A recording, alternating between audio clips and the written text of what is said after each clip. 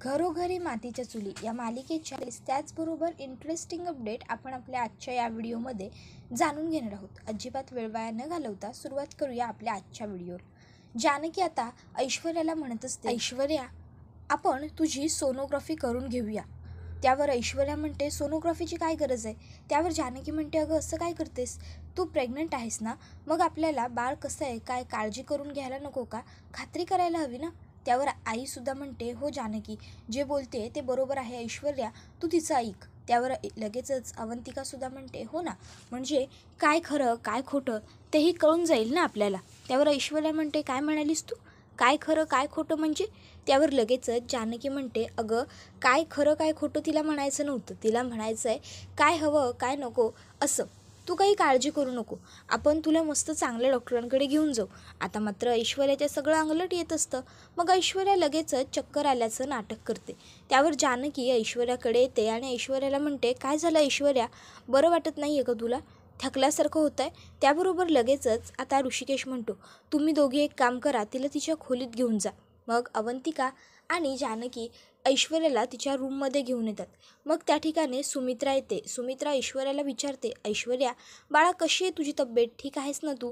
त्यावर ऐश्वर्या म्हणते, हो आई, पण मला अशी अचानक चक्कर का आली हो? तर इकडे जानकी मनात म्हणत असते, हे ऐश्वर्या खरोखर किती नाटकी करते.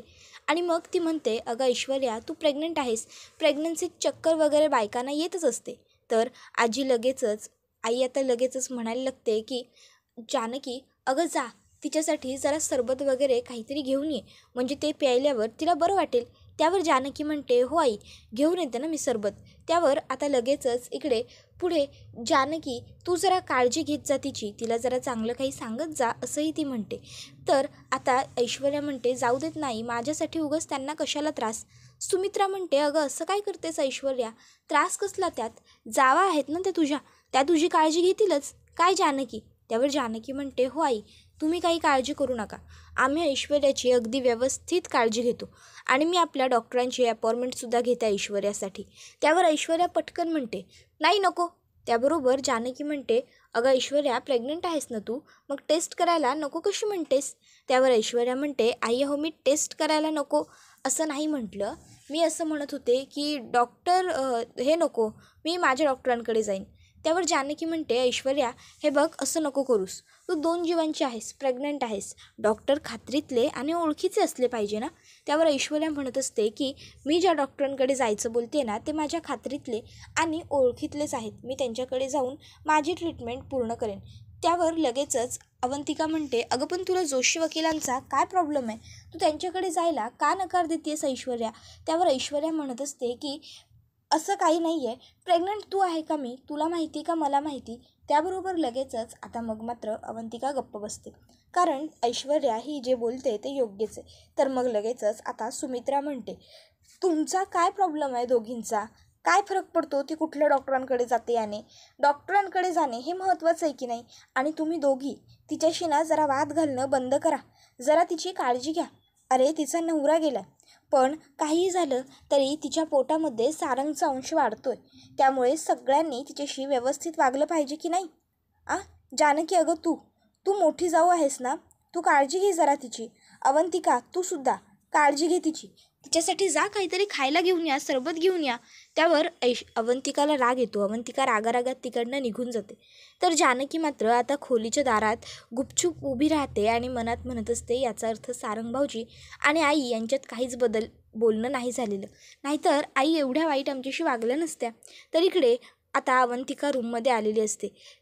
सौमित्र तिला विचारतो, काय झालं? त्याबरोबर लगेचच तिकडे जानकी येते आणि जानकी सांगायला लागते की, आईंमध्ये आणि सारंग भाऊजींमध्ये काहीही बोलणं झालेलं नाही आहे, आज आई आमच्याशी जे काही वागत आहेत त्याच्यावरून हाच अंदाज येतोय असं म्हणतात.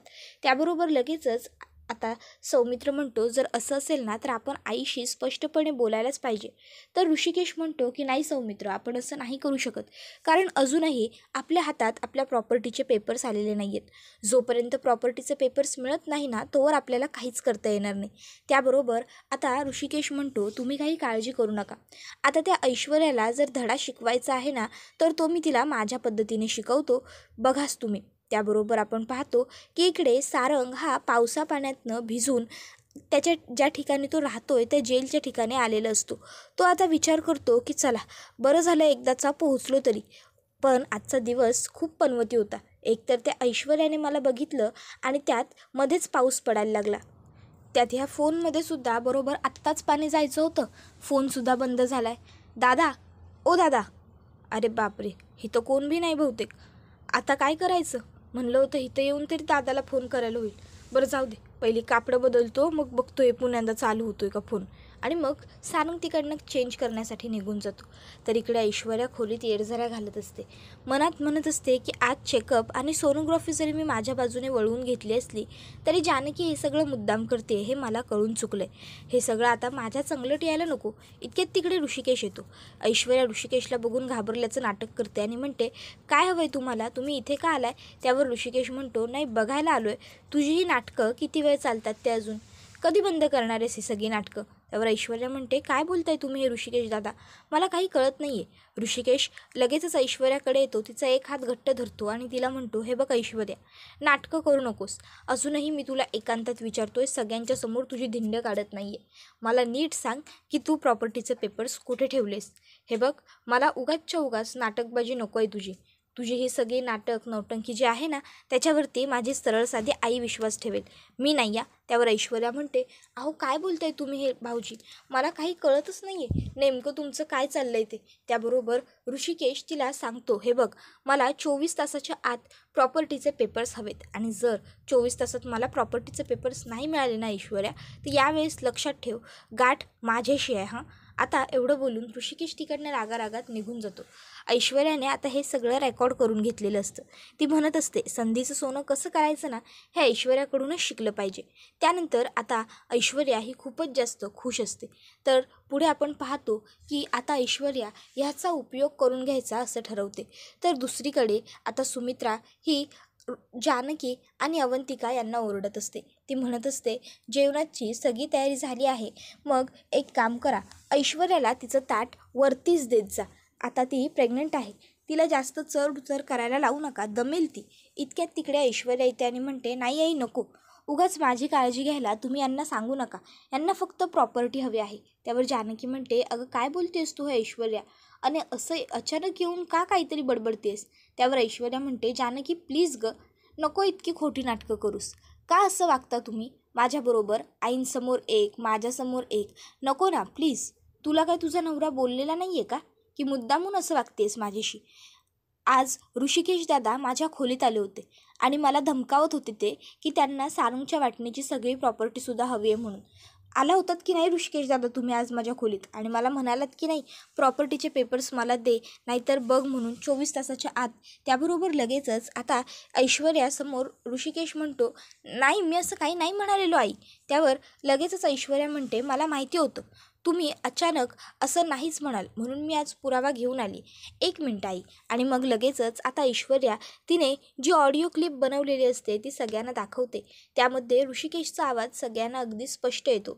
ऋषिकेश म्हणत असतो, ऐश्वर्या 24 तासाच्या आत मला प्रॉपर्टीचे सगळे पेपर्स दे, नाहीतर गाठ माझ्याशी आहे. आता हे ऐकून मात्र सुमित्राला खूप मोठा धक्का बसतो. सुमित्रा म्हणते, बाप रे ऋषिकेश, अरे असा कसा काय वागू शकतोस तू?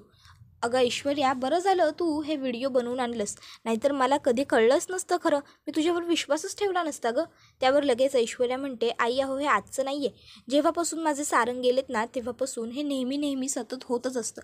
अहो सौमित्र ऋषिकेश भाऊजी, पण तुम्ही असे माझ्याशी वाईट का वागता? अहो प्रेग्नंट आहे ना मी. मग असं म्हणतात, मोठा धीर हा भावासमान असतो. मग तुम्हीसुद्धा मला आधार द्यायचं सोडून माझ्याशी हे एवढे वाईट का वागता? अहो आज माझे सारंग या जगात नाही आहेत, उलट तुम्ही सगळ्यांनी मला मदत केली पाहिजे. त्यांचा अंश माझ्या पोटात वाढतोय ना म्हणून.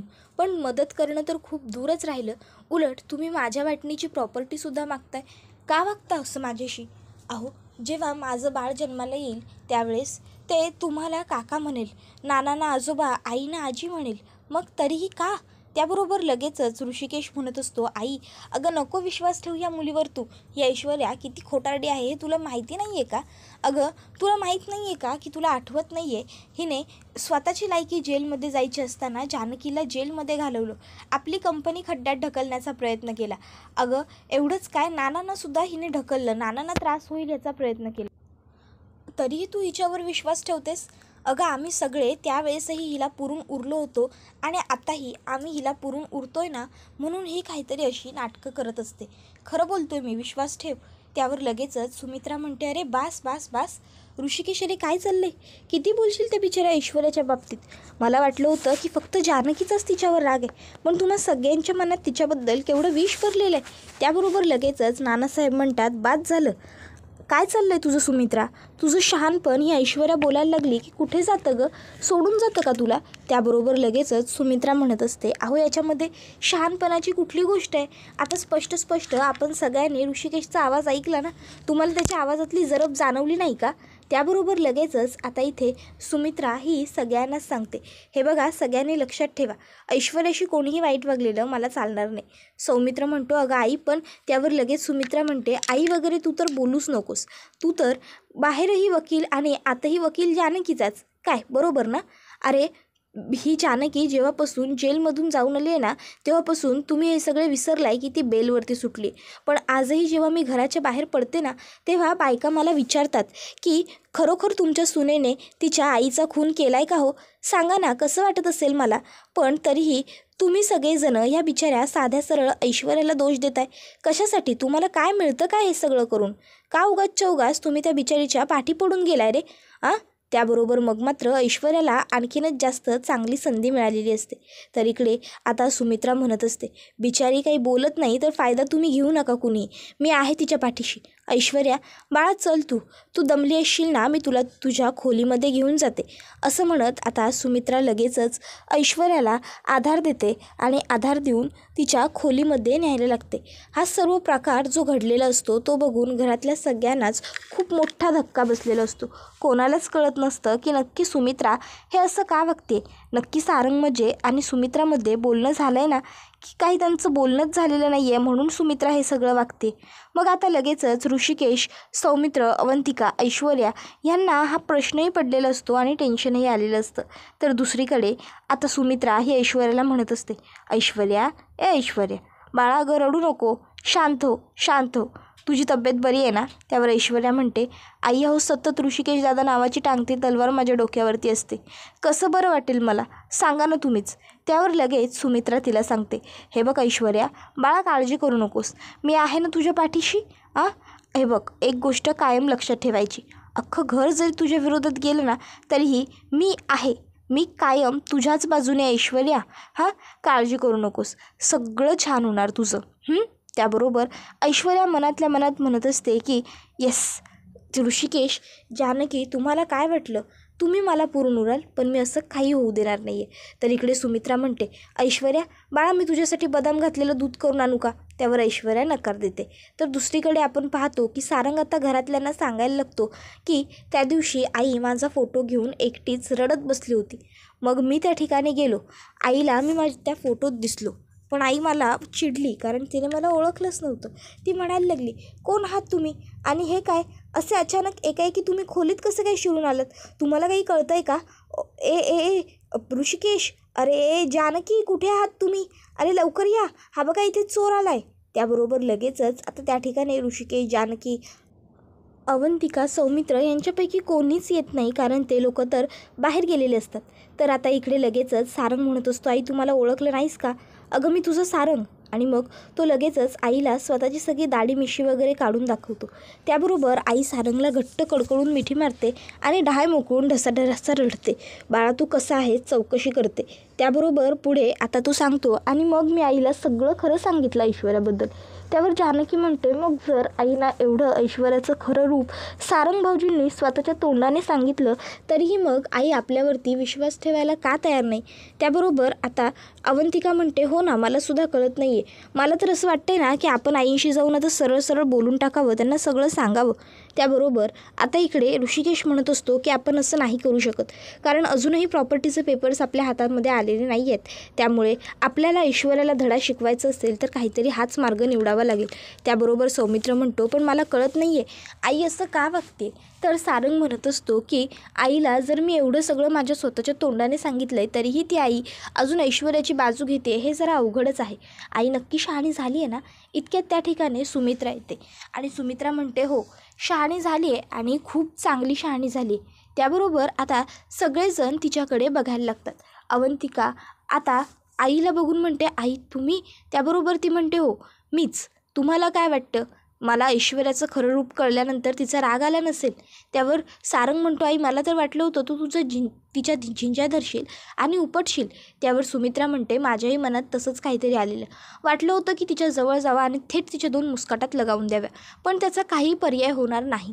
आता काय आहे ना, ऐश्वर्या ह्या सगळ्याच्या खूप पुढे निघून गेलेली आहे. जर आता ऐश्वर्याला धडा शिकवायचा असेल ना, तर आपल्याला असं काहीतरी वेगळं करायला हवं की ज्यामुळे ऐश्वर्याला चांगली जन्माची अद्दल घडेल. पुन्हा कधीच ती कोणाबरोबरच असं वागूच शकत नाही. त्यामुळे मी हे सगळं काही घडवून आणले. त्याबरोबर हे ऐकून ऋषिकेश म्हणतो की जर असं असेल ना, तर आपण सगळ्यांनी मिळून ऐश्वर्याला धडा शिकवायचाच. त्यावर सुमित्रा म्हणते, हो नक्की. जानकी म्हणते, तिला जर वाटत असेल ना की ती ह्या अध्यायाची खलनायिका आहे, तर हा अध्याय लवकरात लवकर संपेल ही माझी तयारी आहे. त्याबरोबर लगेचच आता इकडे सारंगसुद्धा म्हणतो की हो, ही ऐश्वर्या नावाची जी कीड आपल्या घराला लागली आहे ती कायमची नष्ट झालीच पाहिजे. तर आता लगेचच अवंतिका म्हणते, आपण आपल्याला नडणाऱ्या त्या ऐश्वर्याला चांगली अद्दल घडवायची जन्माची, ते सुद्धा आपल्या रणदिवे कुटुंबियांच्या स्टाईलने. तर आता लगेचच सुमित्रा म्हणते, या सगळ्यामध्ये मी आहे तुमच्याबरोबर. जानकी म्हणत असते, ऐश्वर्या आता तुला सोडणार नाही. तर सुमित्रानेच तिला सांगितलेलं असतं की तू बिकुल वाजव, ऐश्वर्याच्या विरोधातलं बिकुल, आणि जानकीने ते केलंसुद्धा होतं. त्यानंतर आपण पाहिलं की लगेचच सगळेजण आपापले हात मागे घेतात आणि ठरल्याप्रमाणे वागायचं असं ठरवतात. तर सुमित्रा म्हणत असते, सगळं व्यवस्थित व्हायला हवं हां. त्याबरोबर जानकी म्हणते, होईल आई, तुम्ही काही काळजी करू नका. आत्तापर्यंत ऐश्वर्याने आपली एकी बघितली नव्हती, पण आत्ता यापुढे ती बघेल रणदिवेंची फक्त आणि फक्त एकी. मग तिला कळेल काय वागली आहे ती आणि काय नाही वागली आहे ते. त्याबरोबर पुढे ती म्हणत असते की जर ऐश्वर्या आपल्याला त्रास देत असेल तर आपण सगळ्यांनी 5 पांडव बनायचं आणि तिला चांगली अद्दल घडवायची. तर आता लगेचच अवंतिका म्हणते की हो, अद्दल तर आपण ऐश्वर्याला घडवायचीच आणि तीसुद्धा चांगलीच घडवायची. सुमित्रा म्हणत असते की हो, अगदी बरोबर बोलताय तुम्ही. सारंग म्हणत असतो, तिने आपली एकी तोडण्याचा प्रयत्न केला ना, तिला चांगलीच अद्दल घडली पाहिजे. जानकी म्हणते, तुम्ही कोणी काळजी करूच नका, तुम्ही सगळे आहात ना माझ्याबरोबर, मग सगळं व्यवस्थित होईल. त्याबरोबर लगेचच आता इकडे सगळेजण आनंदी होतात. तर हा व्हिडिओ इथेच संपतो. व्हिडिओ आवडला तर व्हिडिओला लाईक करा. चॅनलवर नवीन असाल तर चॅनलला सबस्क्राईब करा आणि बेल आयकॉन आठवणीने सबस्क्राईब करा, जेणेकरून तुम्हाला पुढच्या प्रत्येक व्हिडिओचं नोटिफिकेशन मिळत जाईल आणि सर्व व्हिडिओंचा आनंद हा अगदी उत्तम पद्धतीने घेता येईल. पुढचा व्हिडिओ येईपर्यंत या व्हिडिओवरती बसून राहायचं. टाटा, बाय बाय, धन्यवाद, take care all of you.